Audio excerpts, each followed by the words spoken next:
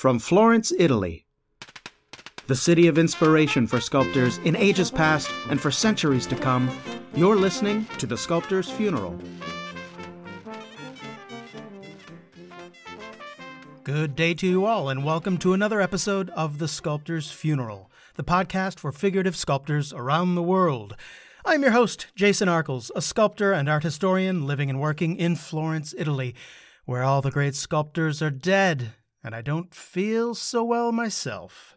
And today, it's round 2 of the Sculptor's Funeral Quiz Show. Welcome to round 2, everyone.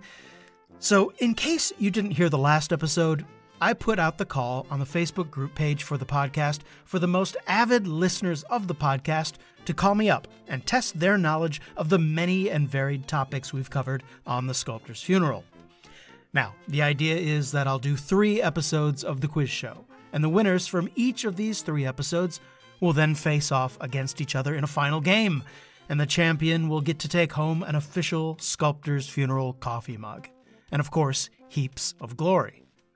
But no matter who wins the quiz, we are all winners here, because this is a chance to refresh our memories about sculptors and sculptures we've learned about over the last 5 years and 82 episodes.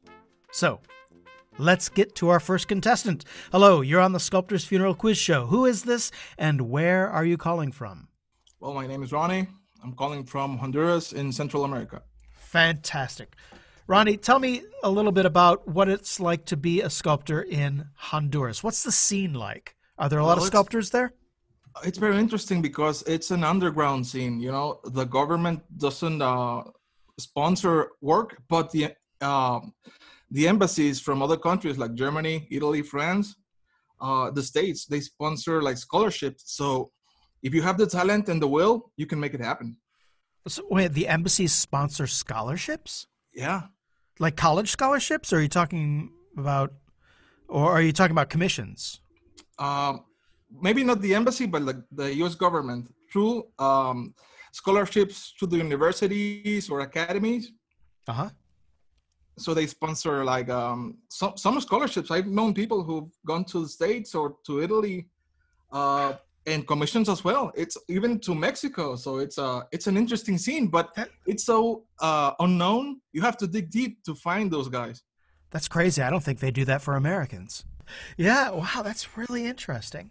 Yeah. So, and if you ask the common student, like we're talking college students or master degree students, if you know any sculptures, they will look like you're talking another language. Like, what are you talking about, man? There's no sculptures here. But it's so unknown, you know? You feel that everywhere. I mean, I speak to sculptors and have traveled all over the world, and everybody feels that sort of sense of isolation that we're sort of out in the woods. Mm-hmm. You tell someone what you're doing, you say you're a sculptor, and they assume that you're, welding together junk metal or quilting or not to knock, either of those pursuits. But it's people just assume we don't exist anymore. But it's not just Honduras, man. Even in Florence, even in Italy, even in Florence, man.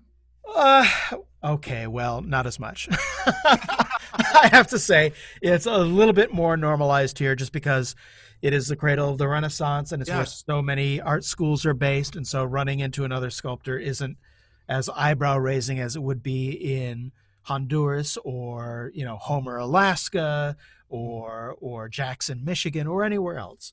But that's why I'm here. It's because it's not like it's anywhere else. Yeah, but, and what I find fascinating about you, it's like you travel all over the world teaching seminars and workshops all over the world, man. So you meet people from all over, and they have the common factor of loving sculpture.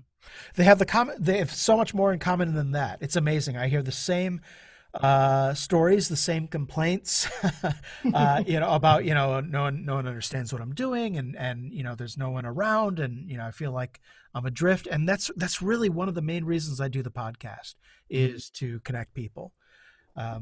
But it's funny, you look at art history and you find that it's not just, everywhere in the world, but it's everywhere through time.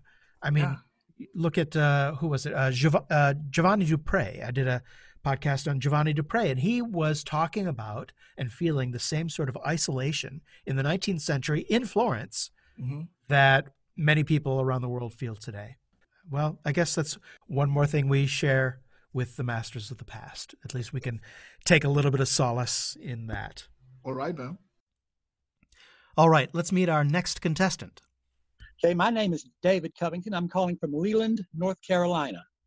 Leland, North Carolina. Now, where is that exactly? Is that near Wilmington? That is right next to Wilmington, North Carolina. We're just across a little river, so we don't really have the big city, but we have a lot of miles of beaches down the county. Yeah, I've been there. I used to live in North Carolina, as you know, and I actually briefly considered moving to Wilmington at a certain point. I was actually, I've shown sculpture in Wilmington. You have a fantastic sort of boardwalk sculpture show, if I remember correctly. That is true. I didn't know you at the time, I think. Yeah, this was probably back in 2005 or 6 or 7. What's called Sculpture on the Boardwalk? Is that what it's called? Their annual exhibition? Of course, this year everything, I think it was part of Azalea Fest. Oh, okay. This year, all of that went away for the same reason that everything in your town went away, of course. Sure. Everywhere in the world, really. Yes. Yeah. Listen, tell me a little bit about yourself. So you're a sculptor, yeah? Well, I'm an amateur trying to be a sculptor. Excellent. We all are. Giving myself lessons in clay and plaster. I can't get rocks big enough to do what I really want to do in the future, but I'm learning, the small craft. And finally, let's meet our third contestant. My name is Alison Bell-Belt, and I am calling from Towson, Maryland, which is a suburb of Baltimore. Tell me a little bit about yourself. Now, you're a sculptor, yeah? I am a sculptor, yes. I do figurative realism. I don't even know. Labels are strange these days. I like portraits. Mm-hmm. I studied at the Schuler School of Fine Art in Baltimore. Oh, okay. How did you find the podcast? I'm always curious, to ask how you came to it. I don't remember. I'm trying to think. Were you on the Heidi Meyer's portrait sculpture site, the forum, a long time ago? Oh, you know what? Wow. Yeah. Actually, when I first made the podcast, I was like, okay, I got to get this thing known. And I made a total of 1 post on a blog on her site. I can't remember what it was about. Sort of like, hey, I'm doing a podcast. Is anyone interested or something? Yeah, I think that might have been where I found you. Amazing. Wow. So you're like one of my first listeners. I guess so. I did listen to it at the very beginning. Yeah. Wow. Amazing. An old timer. Well, fantastic. Alison Bell-Belt, welcome to the Sculptor's Funeral Podcast Quiz Show. Thank you. All right, everyone. Now, how this works is I'm going to give you a series of 7 questions, and they're multiple choice. And the answers to all of these questions can be found within the episodes of The Sculptor's Funeral. Now, each correct answer is worth 1 point. Are you ready to play? I'm ready, man. me, red leather. Yes, sir. I am all right. As ready as I can be. No, it's going to be easy. I mean, you've been with us. It's just me. You've been with me for 5 years now. If you've listened to all the episodes and remember everything you've heard, you'll have no problem whatsoever. Yeah, see, that's the problem. All right, but yeah. Fantastic. Here we go. Rony, question number 1. Which of the following is a process used to condition water-based clay for use by sculptors and potters? Is it A, slopping, B, planking, or C, wedging? Could you repeat the question? Sure. Which of the following is a process used to condition water-based clay for use by sculptors and potters? So if you're working and reformulating, making your own clay or recycling clay, which of the following processes would you use? Would it be A, slopping, B, planking, or C, wedging? I'll go with B. Planking? Yeah? I'm afraid that is incorrect. Oh, man. David, is it A, slopping, B, planking, or C, wedging? Planking. Planking. B is incorrect, I'm afraid. Yes. Allison. C, wedging. Ooh, no hesitation. No. Fantastic. That goes all the way back to probably when you first started listening. That was like episode 2 or 3. I think it was 2, yeah. Oh my gosh, you know my podcast better than I do. I just Fantastic. So, do you wedge your own clay? I do. You do? Do you recycle clay? I do. Oh my God, you're one of the few. Yeah, I have like some plaster slabs and Oh my gosh. big 5-gallon buckets full of dry stuff ready to go. Sculptor after my own heart. So few sculptors recycle, and I know clay is relatively cheap, but I mean, come on. It's not that cheap. Oh, that's true. That's true. It's a lot more expensive in America, I remember, than in Italy. We get 50 pounds for like $10. Basically. Yeah, it's more like 20. It's more like 25. So it's not terribly expensive, but it's not hard to recycle it. So why not? No, it's not. Exactly. Exactly. Quit wasting, people. Although at the same time, if you're going to put something in a landfill, clay is not probably, the worst thing. It might be the best thing. In fact. Yeah. Question number 2, Alison. Which ancient Greek sculptor wrote a book which described his canon of proportions? Was it Polyclitus, A, B, Phidias, or C, Praxiteles?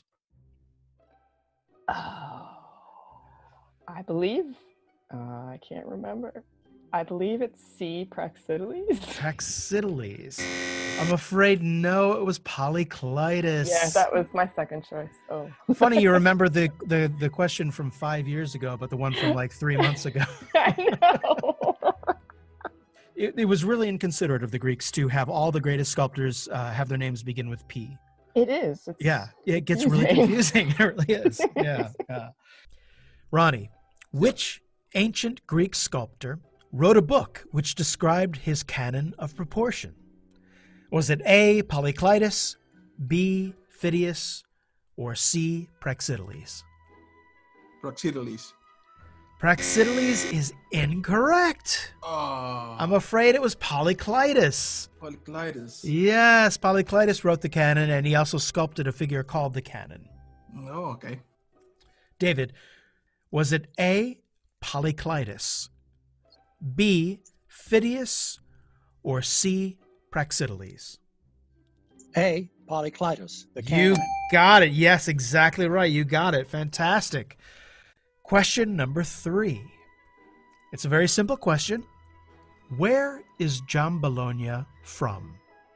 Now, we know that John Bologna did most of his work in Florence, but he was not from Florence. So was he from A, Bologna, Italy, B, Bologna, France, or C, Flanders, Belgium? C, Flanders. You are absolutely correct. Fantastic. He's from Flanders. His name is Jean du Boulogne. And when he came down to Rome, he, people asked him, I guess, what's your name? And he'd say, Jean du Boulogne. And they say, John Bologna? And yeah, sure, that works too. So, yes.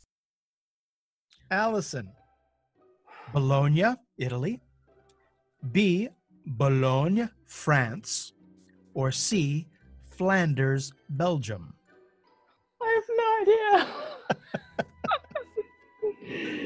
Oh, goodness. Okay. I imagine he's not from Bologna. Right, because otherwise, why would I ask the question? Yeah. John Bologna. He is from Belgium. I'm going to go with Belgium. You are correct. Yes. Excellent guess. Yeah. Is he from A, Bologna, Italy, B, Boulogne, France, or C, Flanders, Belgium? France. Boulogne, France? Yep.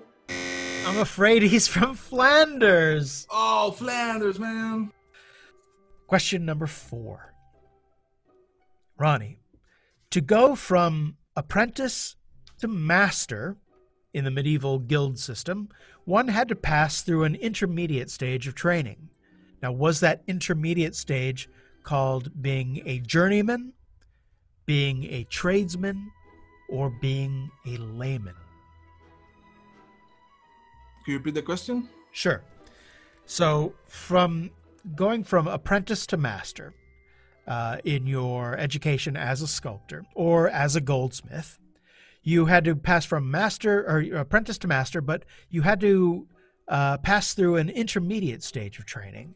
And it was known as being either A, a journeyman, B, a tradesman, or C, a layman. Tradesman. Tradesman is incorrect. Oh. Journeyman, a tradesman, or a layman.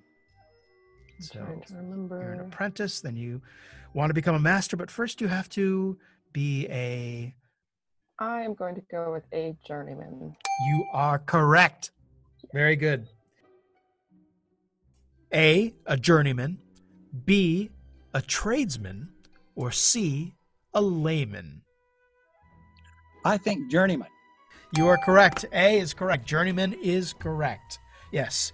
It comes from the there's the French word journée for daily, and it was sort of like a day laborer. Basically, after your apprenticeship, you would go and work for short periods of time, maybe even just a day, under other masters to learn the methods and materials of other masters besides the one you apprentice under. Moving on, question number 5.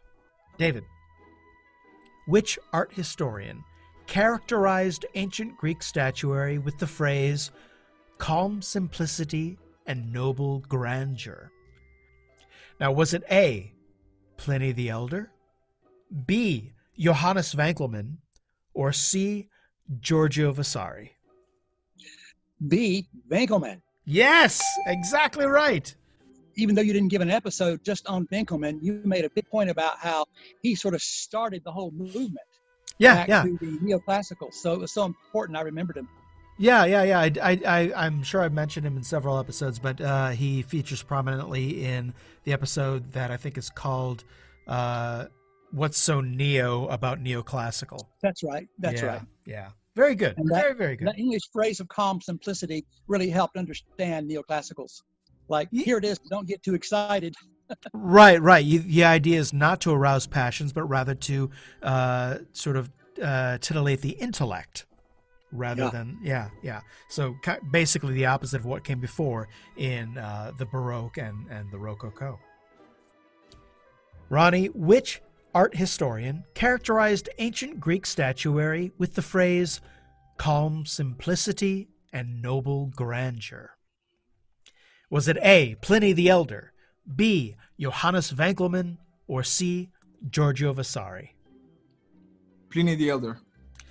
No, it was Wankelmann. Wankelmann. Yeah. You already know it. I can tell. Was it A, Pliny the Elder, B, Johannes Wankelmann, or C, Giorgio Vasari? I'm going to go with B. Johannes Wankelmann. Of course, yes, very well. I think you knew that anyway. I did, actually. Very good. I could tell. I could totally tell. Edle Einfalt und Stille Große. It's the only phrase I know in German. You say it very well. That's what people have told me. In fact, someone had asked me where I studied German based on what they had heard on the podcast, and I just found it hilarious. Question number 6. For how many years did Jean-Baptiste Carpeaux formally attend school? Was it A, 1 year, B, 11 years, or C, 21 years?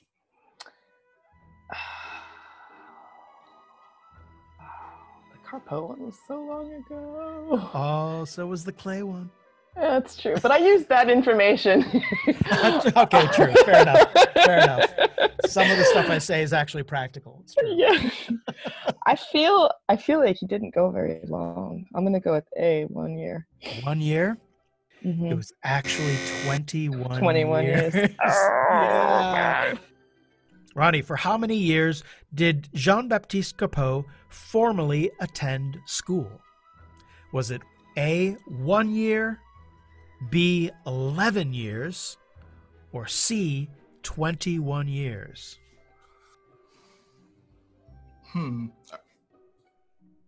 I'd say 11 years. I'm afraid it was 21 years. 21 years. He was in school from the age of 14 to the age of 35. Wow. Yeah, it's kind of crazy.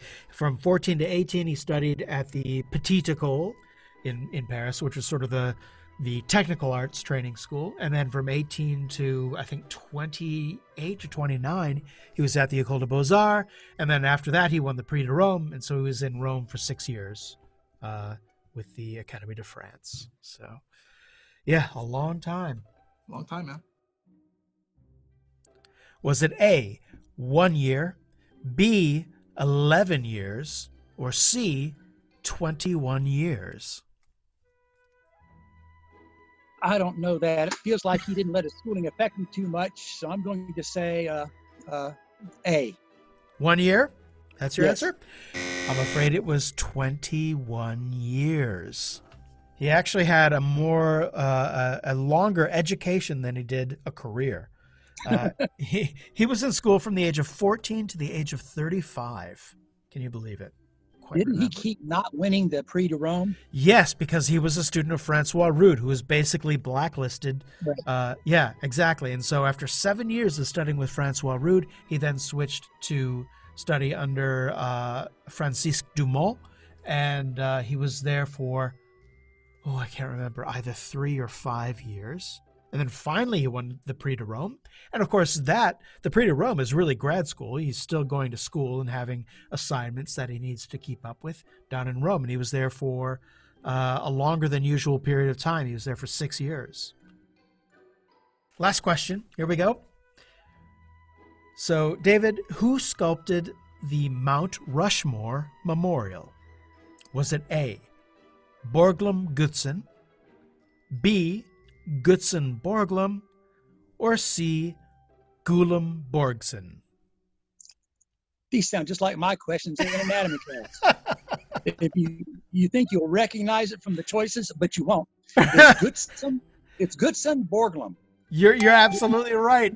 B is correct. Gutzen Borglum. Yes, a very, very unusual name to English-speaking ears. He's from. He has Danish descent. Gutzen Borglum is correct. Very good. Alison, Borglum Gutzum, B, Gutzum Borglum, or C, Gullum Borgsen? I believe it's B. B, you're going to go with Gutzon Borglum? Yes. You are correct. Yay. You are correct.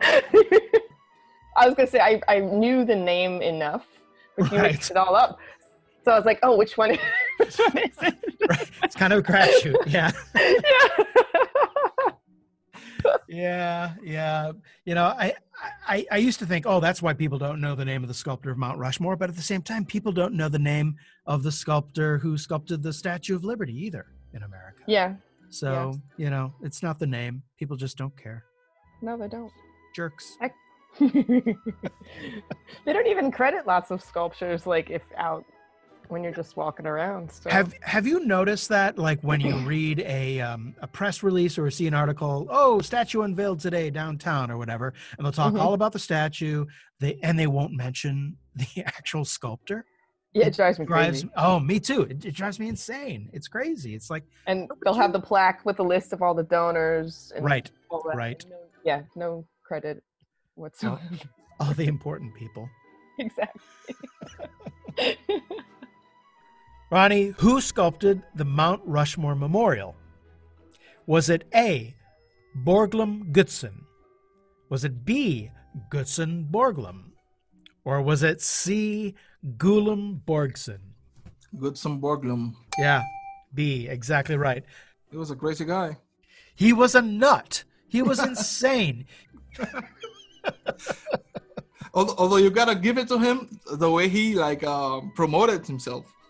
Yeah. No, I mean, you know, I think I used the George Bernard Shaw quote in the episode about Gutzon Borglum that or the reasonable man adapts to the world around him, and it's the unreasonable man who expects the world to change Absolutely. him, and therefore all progress is made by unreasonable men. And Gutzon Borglum was an unreasonable man, definitely.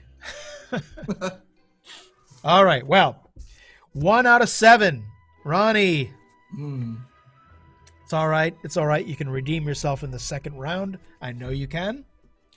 So how the second round works is a speed round. You have 60 seconds to answer as many questions as you can, and I'm going to give you the title of a sculpture, and you're going to tell me who sculpted that sculpture. And Right. There are 10 questions in total, and if you don't know the answer, you can just say skip it or pass, and we'll move on to the next one. And each question is worth half a point. So a possible 5 points available in this round. Are you ready? Ready, man. All right, cool. Now, keep in mind that you've got an average of 6 seconds per answer, so there's no need to rush or to panic or anything like that. If you don't know it, just go to the next one. All right, and the clock will begin when I finish giving you the first question. Okay. Here we go. The Perseus. Cellini. Yes. Cupid and Psyche. Psychic. Canova. Yes. The Lincoln Memorial. Lincoln Memorial. The Lincoln Memorial. Daniel Chester French. Yes. Voltaire. Voltaire. Carpo. Oh, nope. Pluto and Persephone. Pluto and Persephone. Bernini. Yes. The Winged Mercury. The Winged Mercury. Pass. Okay. The Gates of Paradise. Rodin. Nope. The Kiss. The Kiss. Rodin. Yes. The Dance. Carpo. Yes. Athena Parthenos. Athena Parthenos. Phidias. Yes, very good. Going back. Voltaire. Voltaire. Oh, and your time is up. Ah. Oh, damn it. Oh, you're so close. Yes, you're right. It was Houdon, but I'm afraid Oh, I ran out. man. Yeah, it was good. It was good. How many? 1, 2, correct? 3, 4, 5, 6, 7. That gives you 3.5 points for a total of 4.5 points. 4.5 for the game. points. Yeah. All right. Well, Alison, you have scored 5 out of 7, which is Very stellar. good. You're doing great. You're doing All right. great. Ooh, this is gonna be a good one. I can tell. Okay.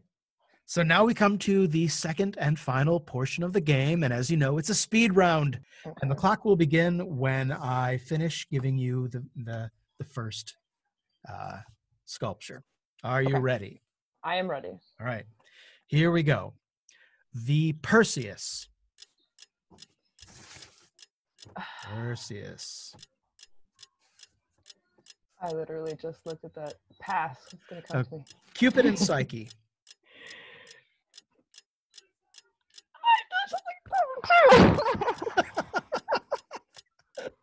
You can say that. Pass. Okay. Get out of my head. The Lincoln Memorial. Oh, no. Houdon. No, I'm afraid not. No. Voltaire. That's Houdon. Yes. Pluto and Persephone. Pluto and Persephone. Pass. Okay. Winged Mercury. Oh my gosh. I can't believe I'm blanking on all of these. I can see the sculpture. Pass. Okay. The Gates of Paradise. You got 5 seconds. Rodin. No. God hell. Exactly. Oh, I'm sorry, time is up. But it's hilarious because on the last episode I said the Gates of Hell and someone said Ghiberti. Yeah. And I did listen to that. Dang it. Oh, no. Oh well. Well, out of a total possible 10, we got through 7 and you got 1 correct. All right. Now you're going to have 60 seconds to answer as many questions as you can. All right. Now each question is worth half a point. So a possible of 5 total points available in this round. Are you ready? Yes, sir. Here we go. The Perseus. Skip. Okay. Cupid and Psyche. Skip. The Lincoln Memorial. Daniel Chester French. Very good. Voltaire.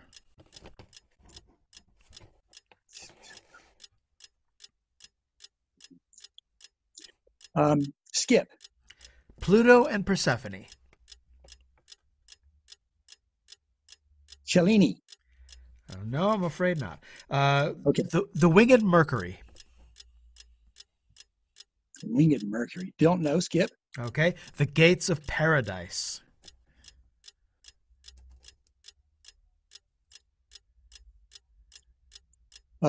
Ghiberti. Yes, very good. The Kiss. Rodin. Yes. The Dance. Ooh, that caused a lot of consternation. Carpo. Oh, very good. You got it just under the time. Yes, Carpo was correct. And it did cost a lot of consternation. It caused practically riots at its lasciviousness. You would think in Paris. Yeah, it was a different time. It was right when Paris was starting to get lascivious. They sound English when they're complaining like that. Well, you did fantastic. You got 4 questions correct for a total of 2 more points, bringing you to a total of 7 points. And David Covington, you are this week's winner. Well, thank you very much. These are much harder when you're doing it live. I appreciate you doing all you do for us. Oh, Hiding wow. yourself in a closet to ask questions. That is very good of you. Oh, wonderful, wonderful. I really enjoyed having you on. Do you want to hear the questions that you skipped or didn't get? Oh, yes, so I can hit myself later. Okay, so Oh, you're going to get them all right away, I'm sure. So the Perseus is who? You know. There's so many, the Perseus, others. Perseus there's really is... well, there are 2 that I would... Medusa. Yeah? That sounds like our naughty boy. And yes, so, exactly. It is our naughty boy. I was still thinking it sounds like Cellini because You got it. No, you got it. Cellini. Oh, what did I say the first time? You didn't say anything. You said pass the first time. Okay, never mind. Yeah, it makes me a little while longer than my 6 seconds. Yeah, it's tricky when it's under pressure. But yeah. The Perseus is by Cellini. Of course, I would have accepted Alfred Gilbert as well. And a few others. Yeah. And so Cupid. I love Gilbert. Thanks for introducing me to him. Oh, isn't he amazing? Oh my goodness. That's a good reason to go to Europe right there to see that. Yeah, totally. God, and he had such troubles and he made such wonderful stuff and he began eras. I'm a big fan like you are. All right, so the Perseus is Cellini. Cupid and Psyche, of course, that was Canova. Okay, so the Voltaire was done by Houdon.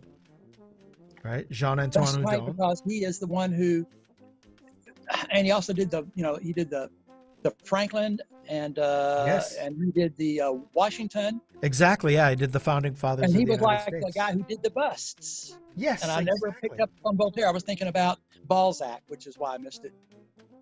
The Winged Mercury is John Bologna, right? The one sort of. You're right, because he did both Mercury and Neptune. Yes, correct. Yeah, the Neptune fountain in Bologna. I have those 2 planets, but when I learned it as the Mercury, and when I saw Winged Mercury, I thought, oh my gosh, everyone's done Mercury. So I'm telling you why I missed them. Like I said, you won. Fantastic. So what this means is that I'm going to have you back on in a few weeks for the final round against the winners of the other 2 episodes. Lordy, all I've done this whole last week is study. Okay. Well, it shows, and it paid off, didn't it? I'll sacrifice another week. Do you want to hear the answers to the ones that you missed? Yes, please. Okay. I bet you're going to get them all now. Okay, so who sculpted the Perseus? I still don't know. My brain is Cellini. Cellini. Of course. Yes. Oh, no. It's okay. Cupid and Psyche. Is that Canova? Yes, it was. Yeah. Come on, the Lincoln Memorial. Who did you say? I can't remember. You said Udon. I said Udon. Yeah. Yeah. I can't Abraham Lincoln. I know. Well, he did. I mean, no. I still can't remember. Daniel Chester French. Duh. Pluto and Persephone was, of course, Bernini. Yes. The Winged Mercury was Jean de Boulogne, otherwise known as John Bologna. Right. And the Gates of Paradise, of course, Ghiberti. Yeah. Oh well. I need to study. I need to teach my children. You need to study. You need to play the podcast incessantly to your children. Yes, I have been actually. They're like, "What are you listening to?" Those poor kids. So listen, the ones that you didn't get, the Winged Mercury. Can you think of that one now? The Winged Mercury. I don't remember if it was like John Bologna. You got it. Yeah, John Bologna. And I was like confused because I was thinking of a work of Carpo, something like the dance. I was like, no, Carpo wasn't it, but time was running. Yeah. And the Gates of Paradise, you said Rodin. I missed it, and it was Ghiberti. Yes, but those are the only two that you missed. I mean, and you were just a little bit late on the Voltaire Udon. Yeah. But yeah, you nailed it, man. Athena Parthenos, very impressive. Well, that's it for round 2 of the quiz show. I want to thank Rony and Alison, as well as our winner David, for playing and chatting with me today. This is so much fun. As always, thanks for listening, and have a productive week.